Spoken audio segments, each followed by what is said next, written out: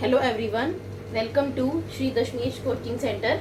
आज हम accounting equation का कंसेप्ट समझने जा रहे हैं। तो ये आपके पास अकाउंटिंग इक्वेशन का concept. What is accounting equation? सबसे पहले हमें ये समझना है।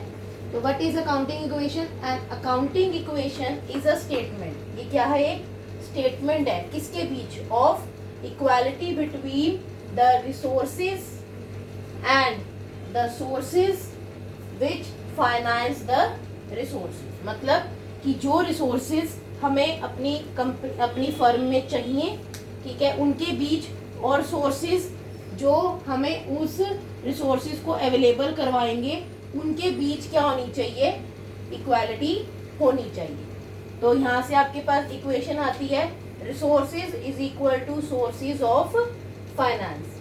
अब हमारे पास आता है कि what are the resources. Resources क्या होते हैं? Resources means the assets.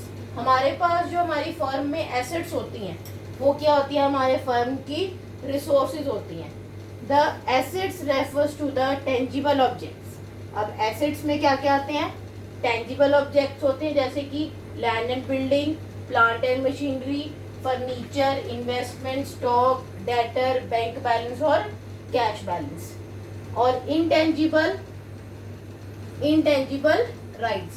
Tangible कौन से होते हैं? ऑब्जेक्ट्स जिनको हम देख सकते हैं, छू सकते हैं, ठीक है ना। और इंटेंजिबल राइट्स कौन से होते हैं? जिनको हम देख नहीं सकते, सिर्फ उनकी वैल्यू जो है वो हम अपनी फर्म में रिकॉर्ड कर सकते हैं। वो कौन से होते हैं आपके पास? Patents, trademarks and copyright. जिसको कौन ओन करता है? Own by an enterprise. ये सारी एसेट्स किसकी होती हैं? एंटरप्राइज की होती हैं, जो हमें फ्यूचर में क्या प्रोवाइड करते हैं? बेनिफिट्स प्रोवाइड करते हैं and carrying probable future benefits. क्योंकि हमारे पास ये एसेट्स हैं जो हमारी फर्म के लिए हमें फ्यूचर बेनिफिट्स प्रोवाइड करते हैं। ये थे हमारे पास रिसोर्सेज। अब सोर्सेज ऑफ फाइनेंस कि हमारे पास सोर्सेज क्या है फाइनेंस के? Sources of finance means equity. Equity को हम यहाँ पर लेते हैं कैपिटल।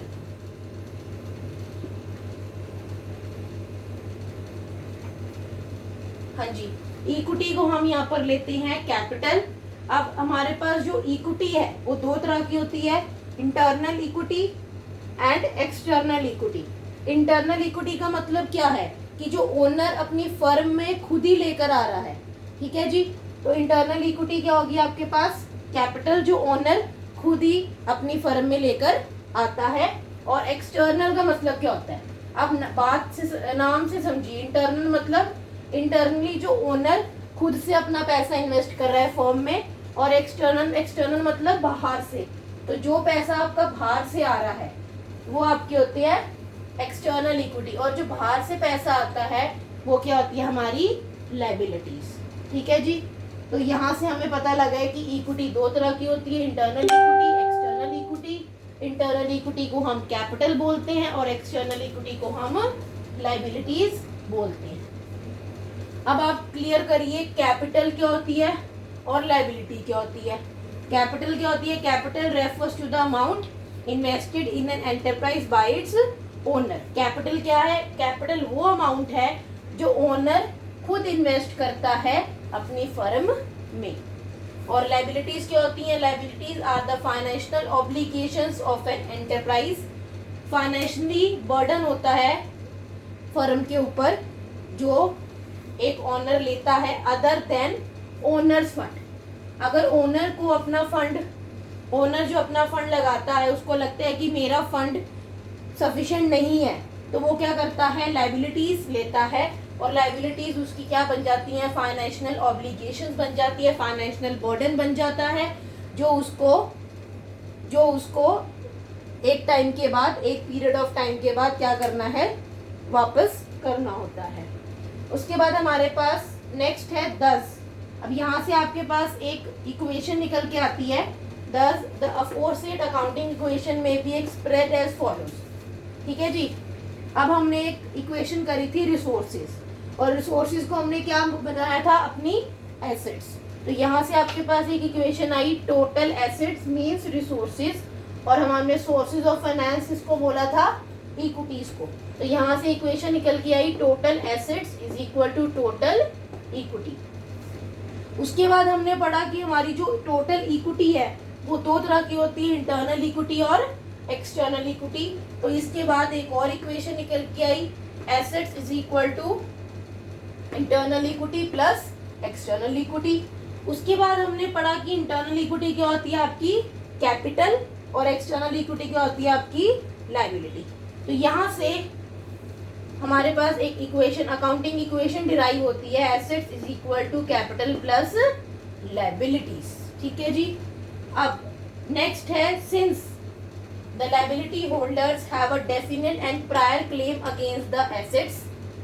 अब क्या कह रहे हैं, जो लायबिलिटी होल्डर्स होंगे, मतलब कि जो हमें लायबिलिटी प्रोवाइड करेंगे, वो हमें लायबिलिटी किस बेसिस के ऊपर प्रोवाइड करेंगे, हमारी एसेट्स के अगेंस्ट।